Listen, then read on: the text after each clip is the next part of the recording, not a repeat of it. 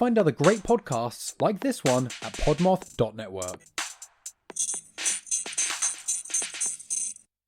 Welcome to the Brutal, Bizarre, and Boozy podcast. I'm Deklan, the son. And I'm Jane, the mom.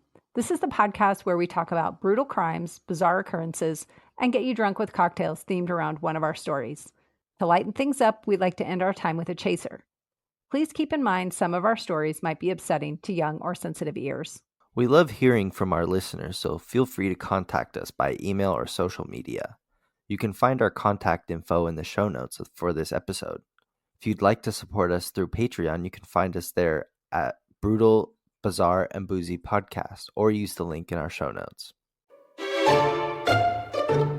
Hey there, my name is Bree. And I'm Suze. We're the hosts of Crime and Spirits, a true crime and cocktail podcast. Do you love spooky stories and all things true crime? How about themed cocktails? Do you love those too? Well, that's perfect, because so do we. Yeah, in fact, we love them so much, we made an entire podcast all about it. Every week, we bring you a new episode that covers a different case or topic of interest. But first, we'll need drinks. Don't you worry, we've got you covered there. Every week, we'll teach you how to make a handcrafted cocktail that ties into the theme or topic in some way. So you can find us on Apple Podcasts, Spotify, and pretty much every other platform available. New episodes roll out every Sunday. So buckle up and sip tight. We can't wait to talk some true crime with you. Bye!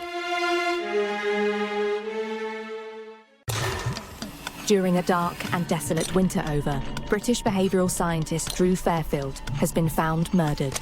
Your job is to solve the crime. To do this, you need to immerse yourself in the victim's diaries, interviews, and secret recordings alongside DCI Tessa McAllister, as she leads the investigation to uncover the truth about Drew's death. There are only 16 people left on the base, and the murderer must be one of them. Establish motive, opportunity, and alibi for each of the suspects, and figure out who killed Drew. Head to coldtapes.com, where you can sign up and charge your suspect. Correctly identify the murderer, and you'll be entered into a draw to win the prestigious title of Super Sleuth of the Year at CrimeCon London and a £10,000 reward. Over 18s and residents of Great Britain only. T's and C's apply. Welcome back, everybody. Thank you for joining us. Well, Declan, what story do you have to tell us about today? Today, I'm going to be talking. It'd be nice if I get my words right. Today, I'm going to be talking about Mark Middleton. I don't know that name. It's so fucking strange. Okay. Super strange. Well, that's good, because I thought maybe we had doubled up on a topic, because I'm going to be talking about a guy, and I thought, uh-oh. But, all right. This is just a warning off the bat. This is slightly conspiratorial, my story. So okay. Maybe we did double up on topics. Is yours brutal? Yeah, mine. Okay, good. Because mine's not took brutal. a little bit to find, though. I mean, It was there's very a hard to research this. small brutal part in it, but it's really more No, bizarre. Mine's a brutal story, so Okay. we're good. All right. Okay. We try to be really good. Everybody who's listening, if you ever wonder, we're really good about going, I'm going to do this story, and it's going to be this, and we haven't screwed up yet, knock on wood. So, okay. Well, I am going to be telling a story that is a heist story. Spoiler, Ooh. it's a heist story. And to go with it, the cocktail I brought is called the Rum Waverunner. And now that I say it out loud, that's really hard to say. Yeah. Especially after a couple of them. Fast. Yes. Yeah. So I'm going to fuck it up. I'm just going to say this cocktail. There you go. This cocktail is made of 2 ounces of Captain Morgan's spiced rum, although I didn't do Captain Morgan's because I didn't have that. I used a different spiced rum. 2 ounces of spiced rum, 2 ounces of Malibu rum, 5 ounces of pineapple juice, and a splash of cranberry juice. And the steps are just pour everything in a highball glass over ice, stir, and drink. Nice. Are you ready to try it? Yes. I am ready to try it as well. I'm kind of scared. Yeah, me too. I don't like rum. Okay. Yeah. You don't like it. So sweet. I like it because it's sweet. The Malibu in it is nice. I don't taste the spiced rum at all. I mean, it just made the drink dark. It looks dirty. It looks like dirty water, but like really, really dirty water. But yeah. I don't like hate water. it. It's a big drink, though. I think I probably could have cut it in half, and it would have been just fine. I cut it in half because I was scared. Did you? Yeah. Yeah, I should have.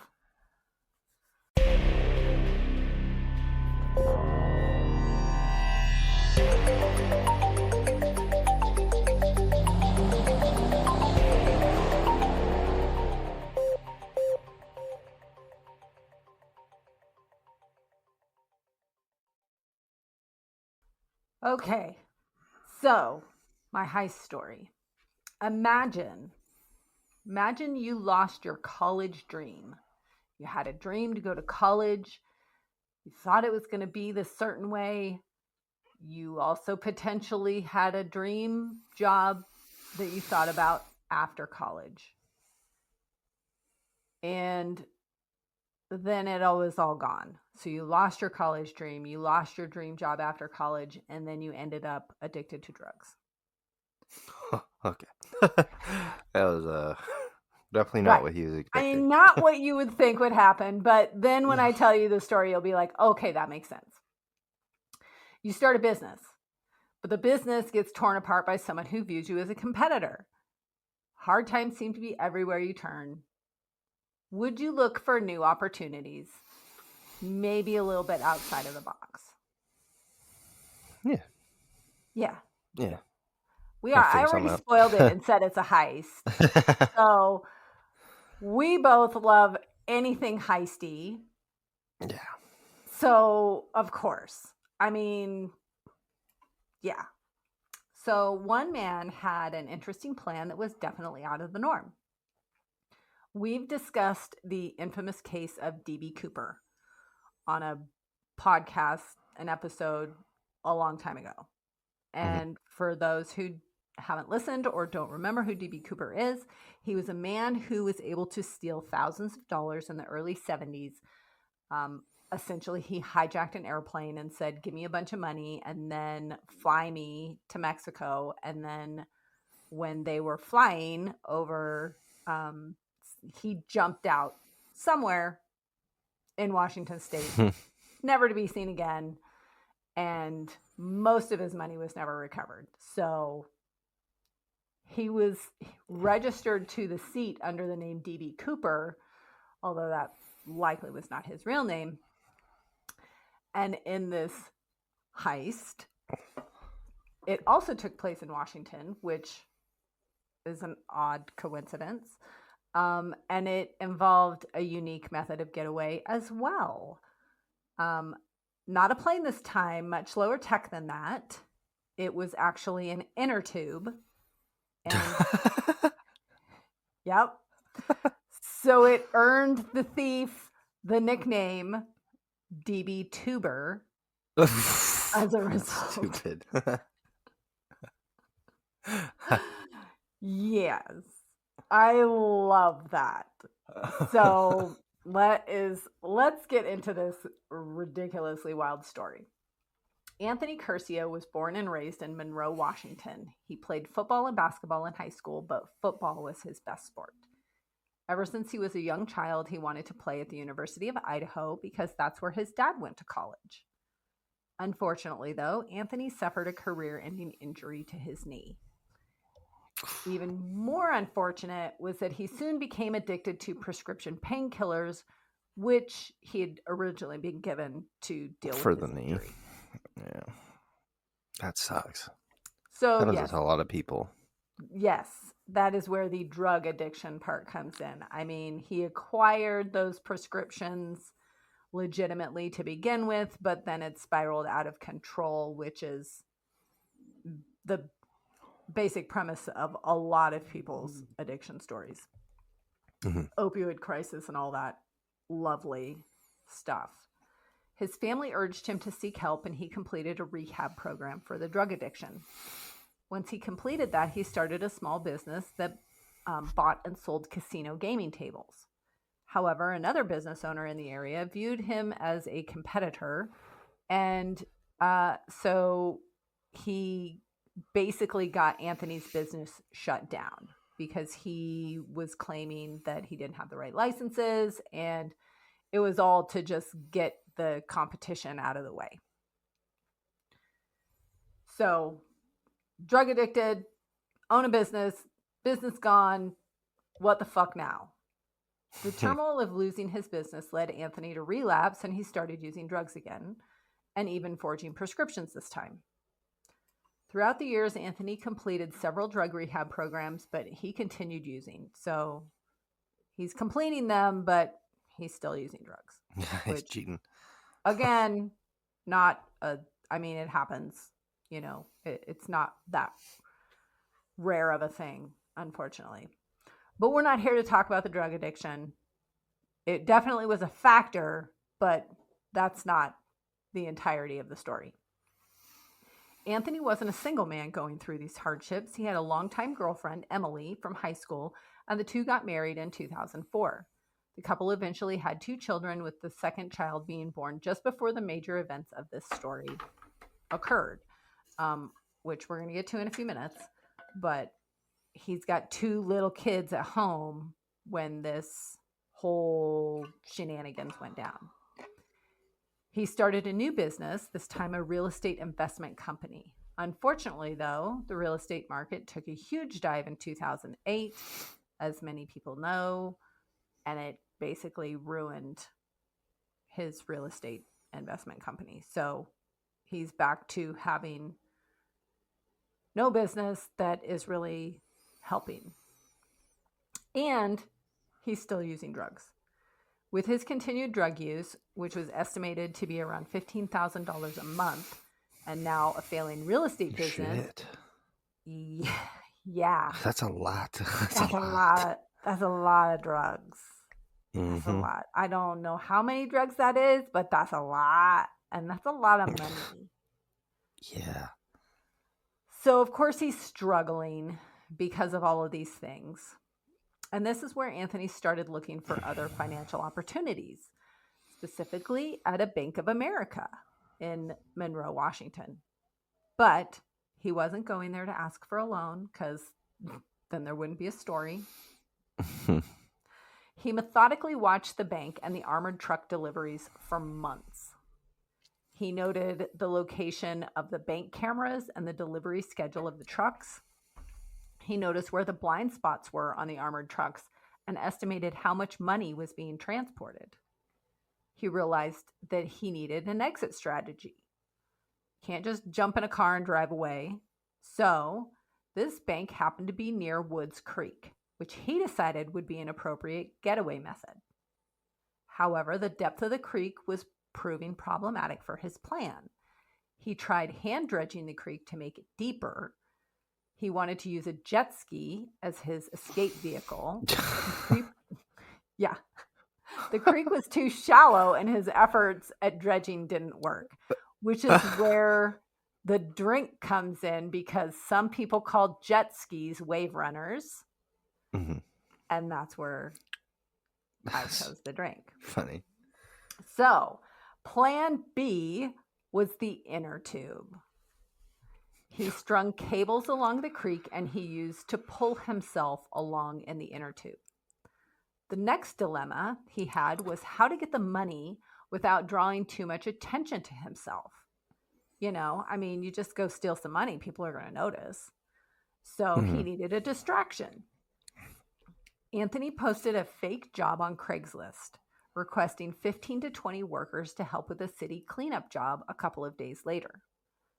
The workers were instructed to dress in a specific manner, wearing jeans, a blue long-sleeve shirt, yellow safety vest, work shoes, safety goggles, and a painter's mask. They were to meet in the bank parking lot and stay there until a supervisor arrived. But the job was fake, and it was all meant to be a diversion because Anthony was dressed the same and wearing a wig. When the armored truck driver came out of the bank pushing a cart loaded with cash, it was time for Anthony to start his heist plan. He approached the guard and pepper sprayed him in the face. Allowing Anthony to get the bags of cash, he grabbed 2 from the now injured guard.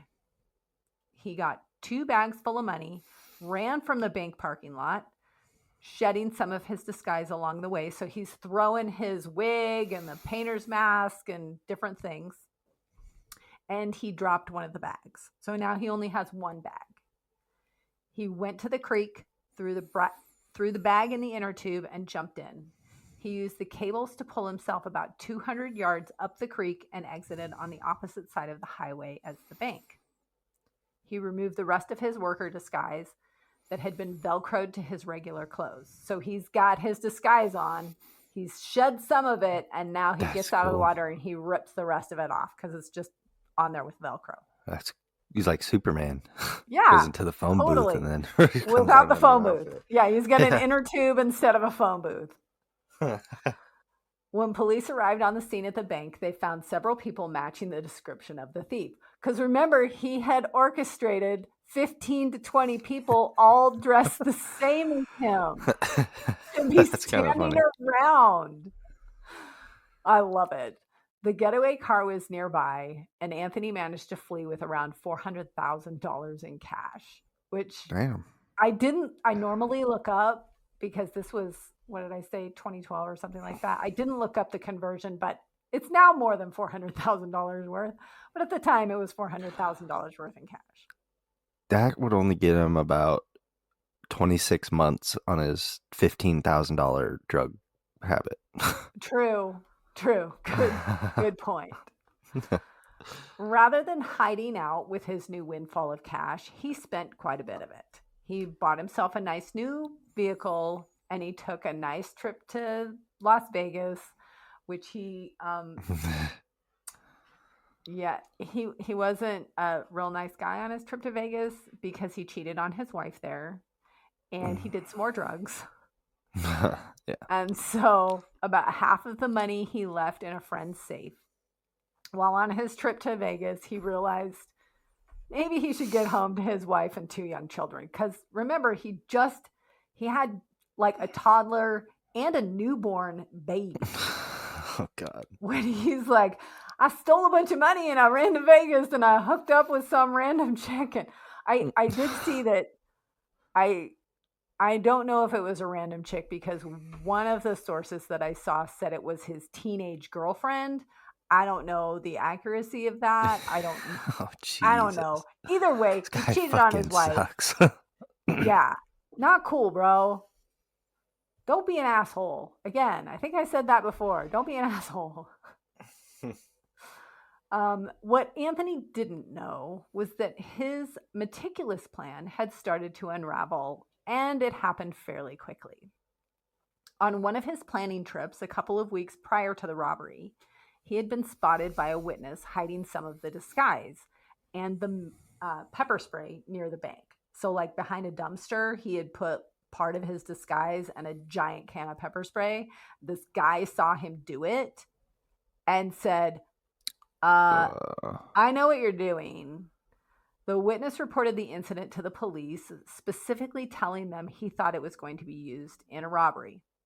He was also able to give a police description of Anthony and Anthony's license plate number, because this dipshit did it in his own car.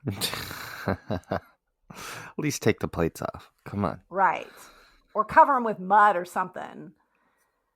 The information was merely filed at the time because no crime had occurred at that point. The witness was calling saying, hey, there's some robbery type materials.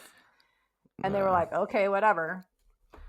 Once the robbery occurred, investigators realized that the crucial information could lead them to the thief. Using the license plate information from the witness, police followed Anthony and were able to get a sample of his DNA from his discarded trash. They were able to match the DNA from the sample that from that discarded trash. A piece of Anthony's disguise that he had dropped on his way to the creek had DNA on it. So they were able to match it to him. Almost a month after the heist, Anthony was arrested for the crime. He was sentenced to 6 years in prison and was released in 2013. Anthony is still married to his high school sweetheart, who forgave him for being a cheating drug addict. No offense on the drug addict, but I'm not a fan of the cheating part. Now he is a motivational speaker, and he speaks primarily to children and young adults, talking about addiction and the importance of making good life choices. Make good choices. Jesus. So the moral of today's story is 1, don't be an asshole, and 2, make good choices. Make good choices. Yep. That's funny. But I love the Goes down nickname an inner DD tube. Tuber, Yeah, because that that's crazy. fucking made That's me so roll. crazy. Yeah.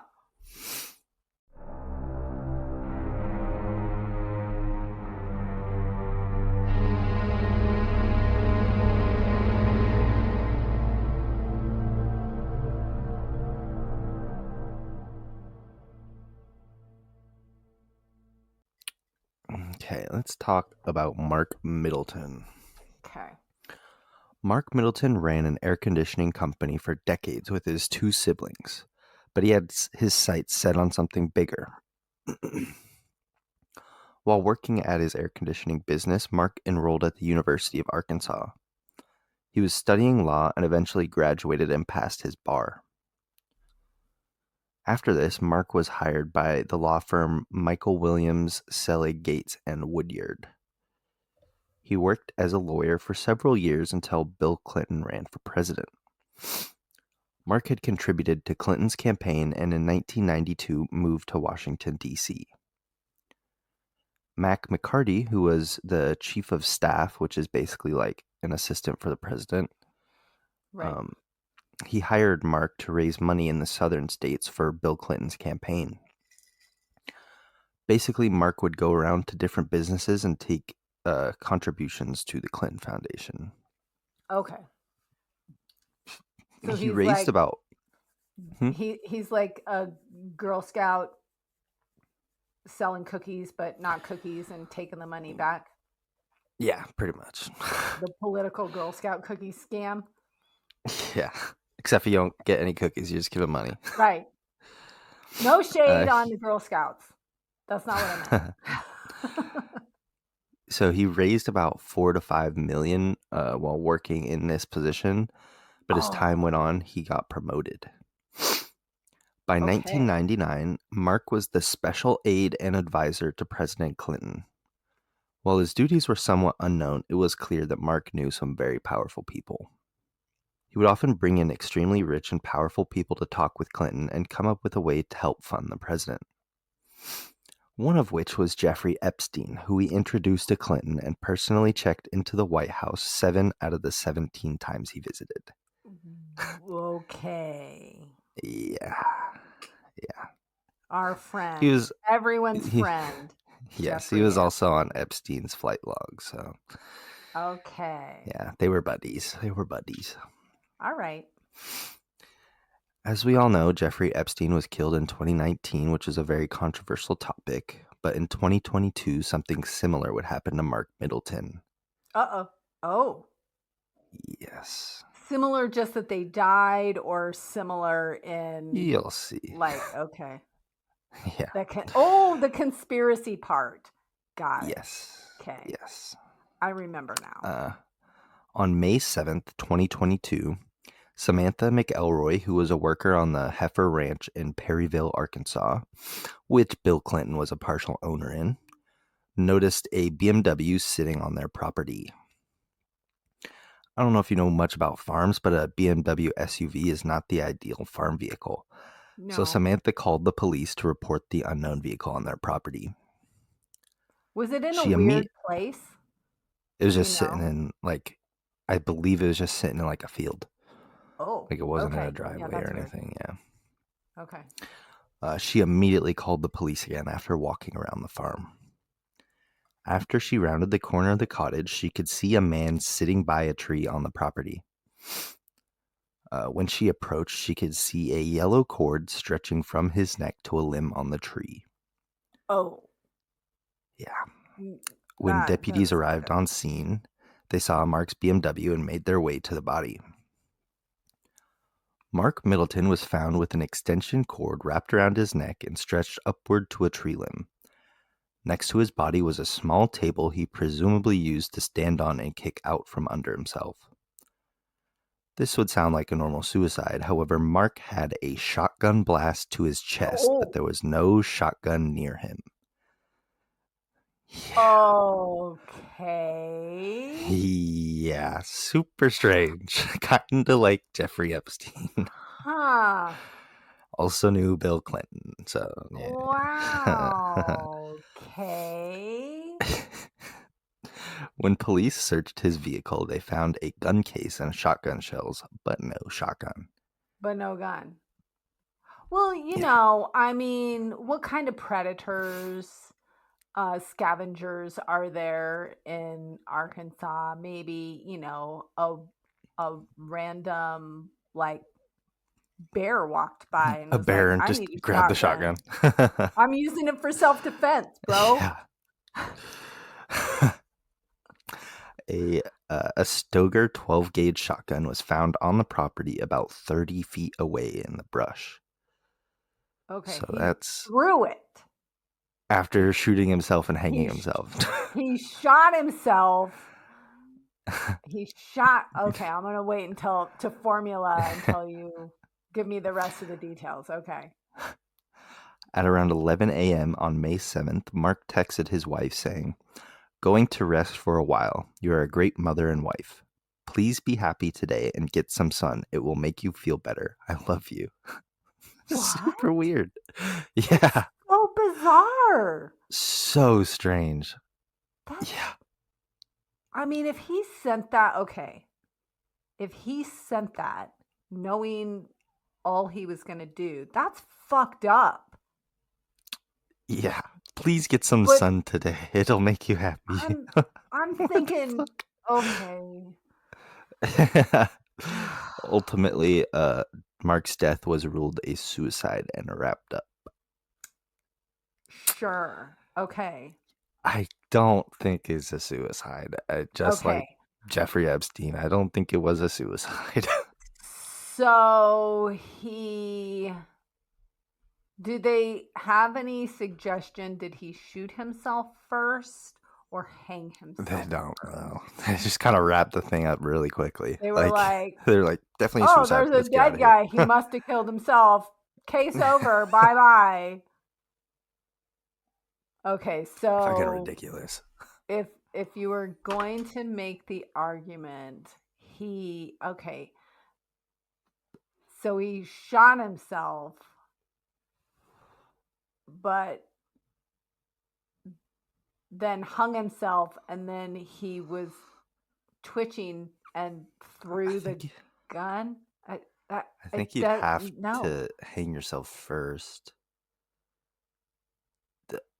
Because I don't think you can do much after a shotgun blast to the chest. I don't think there's much you can do. Good point. I mean, I was thinking it was like more of a superficial wound. But if it was a buckshot to the chest, I don't think that's he probably died instantly. That's just cuckoo for Cocoa Puffs, man. I'm sorry. No shade on Cocoa Puffs. Love you, Cocoa Puffs. Not a sponsor, but if you want to, so strange. We're happy to let you sponsor us. Because you love Cocoa Puffs. But that's shady as shit, man. That's weird. Yeah, super weird. Something right there. That's for sure. Whatever Clinton hitman did that needs to work on his skills. So again, I'm going to go back to the gun was randomly carried off by crows. Crows are weird Crows, scavengers. It was the murder of crows came along and they just worked picked as it a up group. together and flew Yes. away. They flew away and then decided, the one crow was like, hey guys, what are we going to do with a shotgun?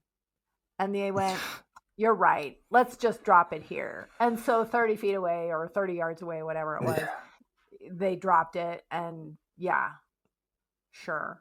I mean, I guess if you were holding it weird, it could have flown 30 feet away, like when you pull the trigger, but I don't know. you'd have to be like on a string or something. There is a table. Yeah. That he was supposedly standing on, but his body was found seated. Sitting on the tree.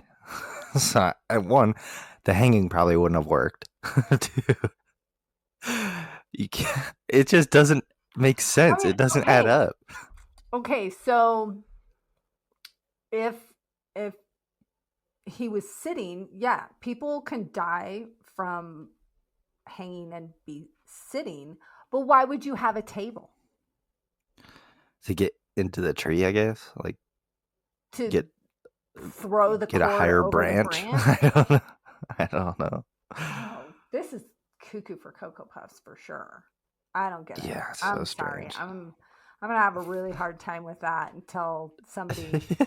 the shitty thing is they're not gonna investigate it. They're too scared. Yeah. I get it. I'd be scared. Definitely want to know what he knew that made them like. What did he know? He probably knew some shit about the Clintons. He knew some shit, or like, because he's Clinton's like special advisor. That he didn't have like a full title as just special advisor. That could mean anything. Yeah, but this was like 2 years ago. You said 2022. Mm-hmm. What was happening at that time? Only thing I could think of is the Jeffrey Epstein. Like, I'm sure after all that news stuff broke, he's like, this guy this guy introduced me to him, so we gotta get rid of him. We don't know exactly what he knows, but he's got some dirt on somebody, that's for sure. It's a good thing I don't know anybody. I don't know anybody powerful. So no. I'm good. I know random shit about people that nobody would be like, oh, that's important for me to hide. I'm gonna be like, whatever. Don't care.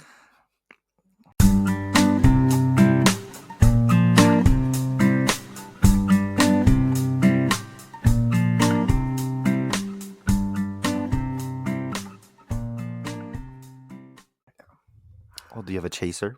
I do have a chaser, and my chaser is a watch recommendation, which is for the show on Netflix, The Dead Boy Detectives.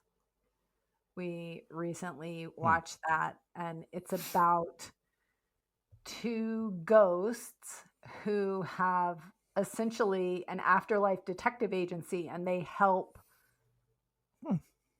they help people figure out how to move on or whatever. And it's a cute little show. The way I make it sound is like it's a kid's show. It's not a kid's show. That's graphic. It's not a kid's show because they say some stuff and they do some stuff and you're like, oh, like when you're watching it, they're all like, all the characters are in like late teens and you're thinking, oh, this is like young adult. This is a kid's show. It's not a kid's show. But it's really good. We liked it. We enjoyed it. And I recommend it. It's a fun little watch. Nice. I'll have to check that out. Yeah. What's your chaser? I also have a watch recommendation. It's Peanut Butter Falcon. What is that? It's a Shia LaBeouf movie where this Down syndrome kid breaks out of a retirement home that like he's being taken care of at to try and care home. Yeah, he's breaks out of there to try and go to a WWE camp. And Shia LaBeouf is on the run from like the law basically, and just helps him get to the WWE camp. Okay, so Shia LaBeouf is not. No, The Shia kid LaBeouf from is not Help. the Down syndrome kid. Okay. He's just They the got some helper. of that- Yeah. Okay. You almost made me spit It's my not a drink. eating Gilbert grape I type thing. I almost spit my drink all over my laptop because I was not expecting you to say that he broke out to go to WWE. WWE. Yeah. Oh my gosh. It's pretty fitting. Okay. They love WWE. Yeah. All right. That's fun. Yeah, it's a good movie though. It's heartwarming and kind of funny. Peanut Butter Falcon is the name, huh? Yeah. I've Yeah. never heard of it before. It's pretty good. It's worth the watch. Okay. Cool. All right. I'll check it out. Thanks for chatting with me, bud. Yeah, I enjoyed hearing that story you told. I know. It's Yeah, pretty I'm funny. always in for a heist. Yeah. This one didn't have high-speed car chases, which both of us love, Mhm. but It's got a water tube or inner tube. it's got an inner tube. It was not a high-speed chase, but I was going to ask you because, I'm psycho about BMWs. What kind of BMW was Mark Middleton's BMW that he left in the field? It didn't clarify it was an SUV, Oh. so I'd probably say Oh. X5. X5 or X3 maybe. Could Probably. have been an X1. Maybe an X6. I don't know. Okay. If you got money, bet you he's getting that big X5. Probably getting the He's 5. getting the cream of the crop. Yeah. Yeah. All right. All right. Love you, Mom. Love you too, bud. Bye. Bye. Hey, friends. Thank you for supporting our podcast. Please share our show with your brutal and bizarre friends. Give us a boozy follow on your favorite podcast platform. If you're feeling extra generous, we'd appreciate a 5-star rating or review as well. But maybe do that sober so all the letters are in the right place. You can find all our contact information in the show notes. We love hearing from you, and if you're interested in helping us stock the bar for our future boozy episodes, you can find our Patreon link in the show notes as well.